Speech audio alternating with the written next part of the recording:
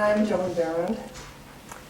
And when I found that I was going to be speaking this morning in this month of celebrating a life of blessings, I thought of my Soul Matters group and how not just this congregation, of course, but in particular, the people of my Soul Matters groups have been such a blessing to me that I asked them to join me in participating in this morning's service. So you will be hearing from Harry, who's standing there at the back, from Gigi, from Edgar, who will be taking John Finnan's place, and adding a little of his own blessings too. And I thank them all for agreeing to participate with me this morning. As an opening, I thought of a book that was written by Corrie ten Boom about her experiences in the Nazi concentration camp during World War II. Corrie and her sister Betsy were interred together in a concentration camp. When they were moved to a new barracks number 28, they found that it was foul-smelling, that the straw mattresses on the plank bunks were infested with fleas. And Corrie thought, how are we ever going to survive? How are we going to live in a place like this? They did have one thing. They had managed to smuggle in a Bible. And Betsy would read that Bible every day. And she came across a phrase in the Bible. It said, "Rejoice always, pray constantly, give thanks in all circumstances." And she said, "That's it, Corrie. That's the answer. Rejoice in all circumstances." We have to give thanks. We have to give thanks for everything. Here's what we can do. We can start right now to give thanks for every single thing in this barracks. Corrie looked around at the dark, foul-smelling, crowded barracks that they were in, and she thought, okay. So they started to give thanks for the fact that they were together. They gave thanks that they had a Bible. They even gave thanks for the horrible crowd of prisoners that they had to live with and share this barracks with. And then Betsy gave thanks for the fleas. Okay. Corrie thought, this is going too far. I can't give thanks for the fleas. I just can't do it. And Betsy said, it doesn't say give thanks for your pleasant circumstances. It says give thanks for all circumstances. The fleas are a reality of our life here. We must give thanks for the fleas. And so, reluctantly, Corrie stood up with Betsy between the tiers of bunks, and together they gave thanks for the fleas. But Corrie wasn't convinced that Betsy was right this time. Well, as their life went on there, they found that, mysteriously, the guards never came into their barracks. And they wondered why. And then they overheard the guards. The guards would not come into that barracks because of the fleas. And so those fleas had saved them from abuse by the guards. They'd given them the freedom to do what they wanted, even though the barracks was smelly, even though it was uncomfortable, even though it had fleas. They still had a certain amount of freedom. And so they did, those fleas. Those fleas were actually a blessing for them. Now, we all have fleas in our lives of some sort or other. We all have unpleasant, sometimes painful things that we want just gone. No life is free from fleas. But if Corey and Betsy can be our examples, even those painful things can be a blessing. Do you know blessing when you see it? They're all around us. Blessings hidden in our everyday lives.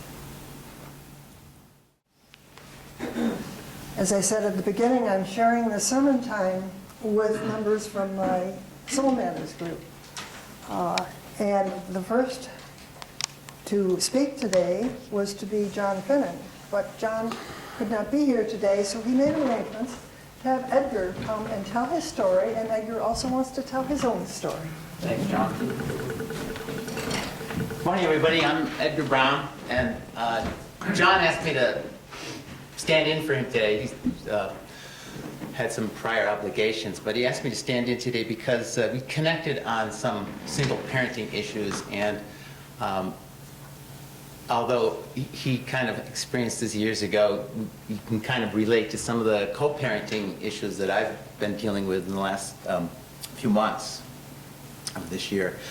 But this is a story that John tells about his daughter Margie. And the great thing about having a friend like John is that you don't get the details of the story the first time around. Be patient, because you're going to get it again or again. So, but it's great because I'm a repetitive learner in that way, so I think I understand where he's coming from with this. But Margie, his arrangement with the kids for mom and dad was a week with mom, a week with dad, a week with mom, a week with dad. So it was every other week. And Margie at the time, it was like 5 kids.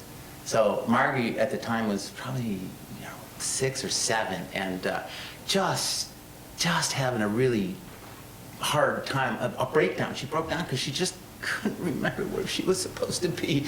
What week is this, and where am I supposed to be? What home am I supposed to be in? And for a kid, that's pretty traumatic. And so years later, he goes on and says that Margie had grown, and we always hope that, or we've got to have faith that our kids are going to turn out okay and be strong people. But Margie was interviewing for like a student internship in South America. And they really put her through her paces with this interview. They want the best, or at least some really strong people. And so they got to the part where they were asking her about her home, and they want to make sure that you're going to get a kid that's a teenager halfway around the world. You don't want them to get homesick too quickly. So they're really asking her about that, and her reply right off the bat, well, I'm okay with that because I'm never more than a week away from home. And for John, that really went to his heart with that, because he realized that with that story that Margie's a strong person, and that's going to be okay, and that's going to be that he realized that at that time that he didn't have to worry so much. So that was kind of an unexpected blessing, I guess, as a parent, as a single dad, that you really want the best for your kids, and so that kind of came through loud and clear for him like that. I love that whole idea of unexpected blessings, because what Joan said, really, they're all around, and our job is just to be observant enough and aware enough to know that they're there. And sometimes, life gets in the way, and we're not so observant, and we're not so aware of things. But it kind of reminds me of what M. Scott Peck says as gifts of grace, unexpected things not sought. And I would also throw in there that there needs to be a little synchronicity, because we get what we need when we need it, those gifts of grace. And my personal experience with that is, as some of you may know, that I came through the doors of this church in need, and so that was kind of an unexpected blessing. Not really, I kind of expected that. So that wasn't the unexpected part. But the gift of grace, the true gift of grace for me about that was the meaningful relationships that I found after coming through that door. Some really great friends here. And that gift of grace, I'm sure that you've kind of experienced this too when Karen comes or Scott comes. And it's as if those words they're speaking are just for you. I don't know if you've ever had that experience, but that's happened to me several times where, you know, you get what you need when you need it. That's the gift of grace. And you're never given more than you can handle, which is a really nice gift of grace as well. So, just wanted to share that with you. Thank you. Thank you, Edgar. I invite now Gigi to come forward and share her story.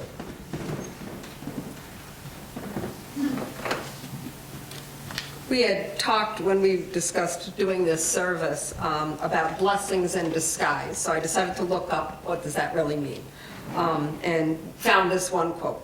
Some events or incidents that occur in our lives are dubious and ambiguous. They have positive repercussions, but we fail to recognize them at first. Any such event which happens for our good, but we cannot make it as such, initially is said to be a blessing in disguise. I've had quite a few of those. I first moved here in 1993. I got a long-term sub job in Canandaigua, and I was so excited. We moved to be closer to my husband's parents in Darien, so that was about an hour closer. We had been living in Canton, New York, which was in the middle of, well, the end of nowhere. Beautiful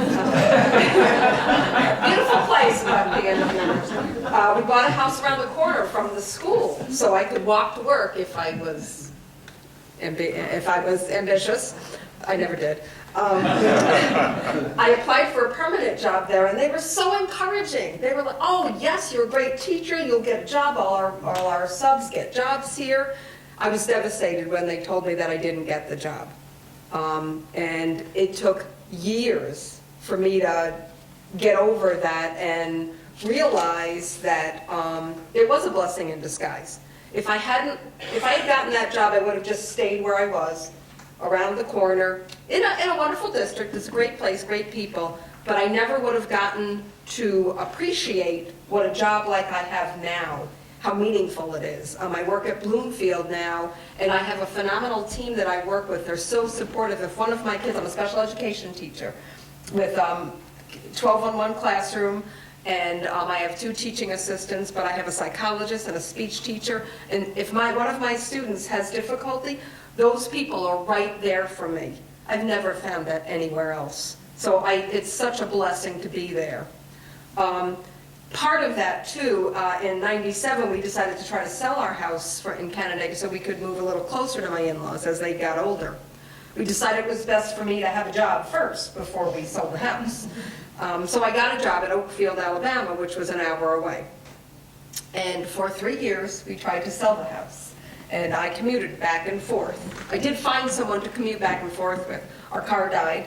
I had to live with my in-laws for a while, which was, I mean, it was wonderful, but I missed my kids. It was terrible. And so I was away from my kids all week long, and I got to come home and see them on the weekends. And we had no luck selling the house. We decided, well, obviously this is a sign, and we need to stay in Canandaigua, so I decided to look for a job closer to Canandaigua. And a job kind of fell into my lap. The administrator at Bloomfield said, well, you know sign language. Could you come teach sign language and be a teacher of the deaf at our school? I'm like, no, I don't feel comfortable doing that. And they convinced me to do it. And so I've been there ever since. I don't teach sign language anymore, but I'm still a member there. Both of those things to me were blessings in disguise. I didn't realize it at the time. It was horrific for me in many ways at the time. But as I look back now, I'm where I was meant to be. So I'm grateful for my many blessings.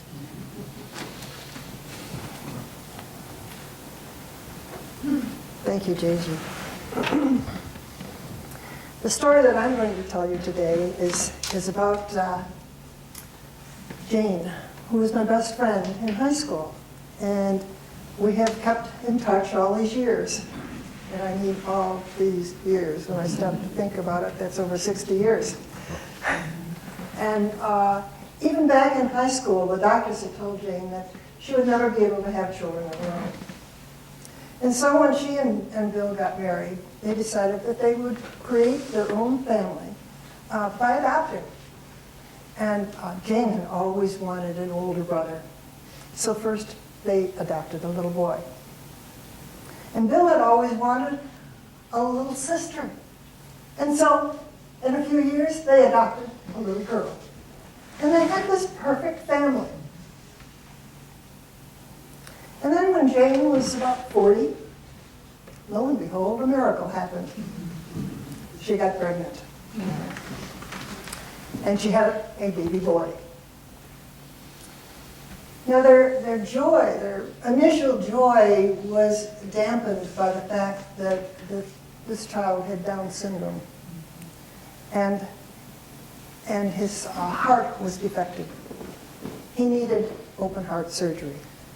Not just one, but several times. And Jane was, the joy just went out of her life. She looked at this baby and she saw pain and she saw burden. And she saw this child she was going to have to take care of for the rest of his life.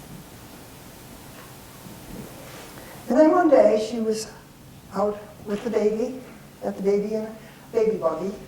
We didn't have strollers back then.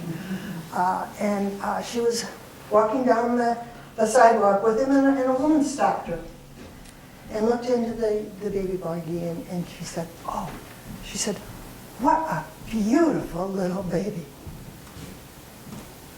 And all of a sudden something clicked in Jane's mind.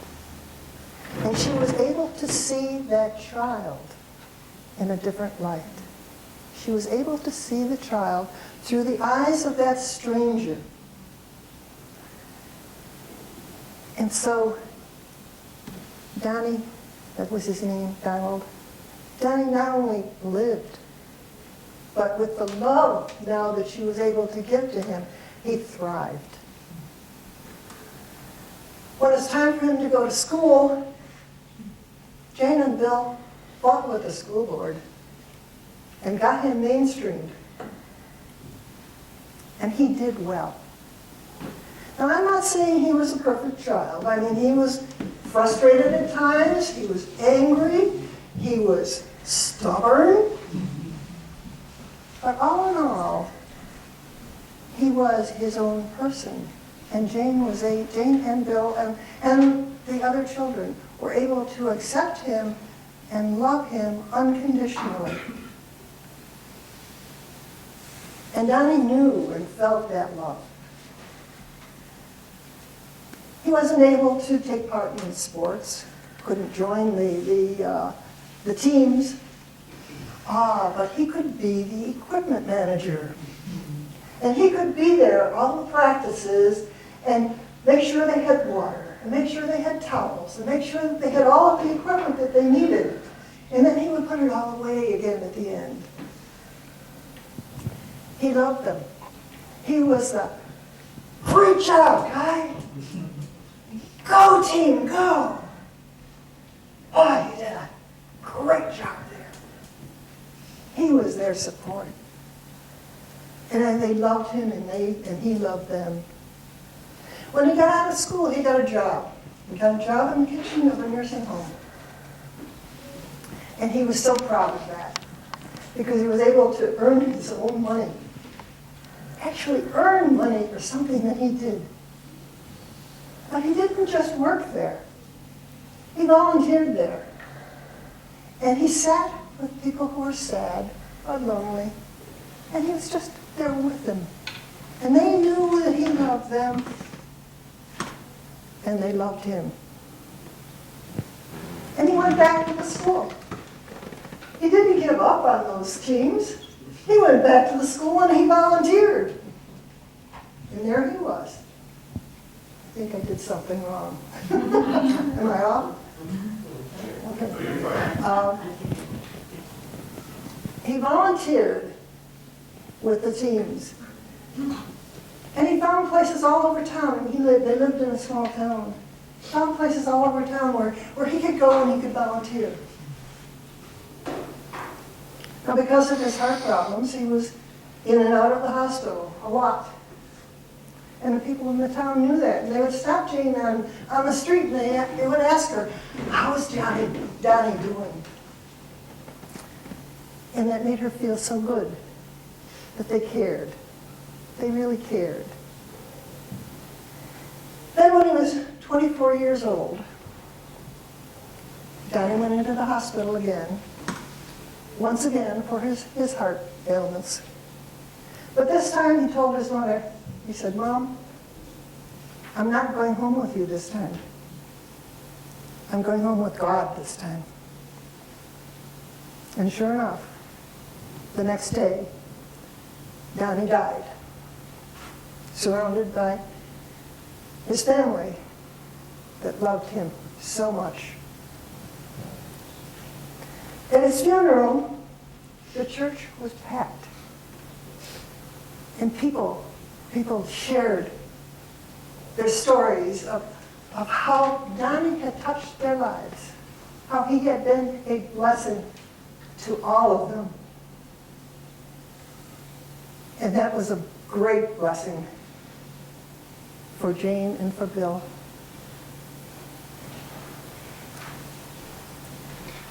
There are so many things in their lives. Donnie reminded them all the time, called their attention to the simple things that you forget to take into account. If it was a sunny day, he would get up and he would say, Mom, look, the sun is shining. Isn't it a beautiful day? And if it's a day like today, that's a little cloudy, and he would say, Mom, look, we can rest our eyes today. It's not so bright. You know, when I look up and I see the geese flying in their wonderful V formation with their leader up front, I think of Donnie. And I can hear those geese. I can hear them honking out their message. This way, follow me. And the ones behind honking, we're coming, right behind you, lead the way. Count your blessings. Give thanks in all circumstances. Live a life of blessing. Those blessings are all around us. Just open your eyes and see them. And so let it be. A closing hymn. Should we have a song first? Oh yes, we have a song. Bill is so good at picking songs that go with the theme of the day, and I thank you so much for this one.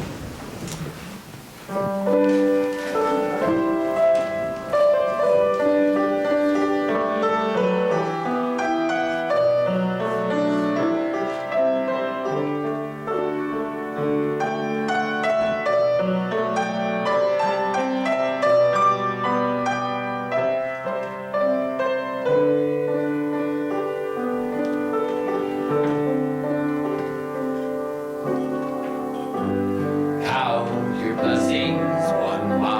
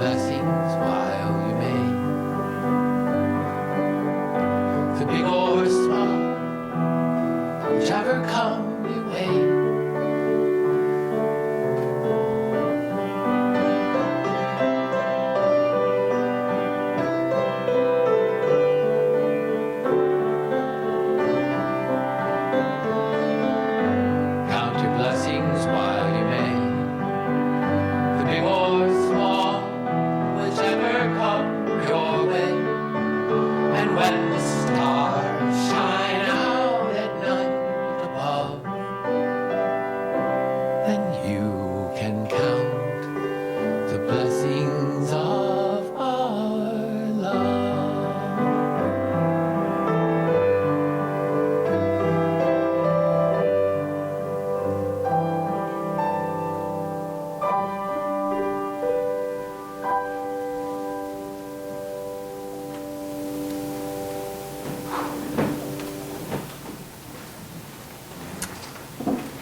Thank you, Bill. You did it again. Our closing hymn is number 311, Let It Be a Dance. And I invite you now to stand as you are able and sing with us.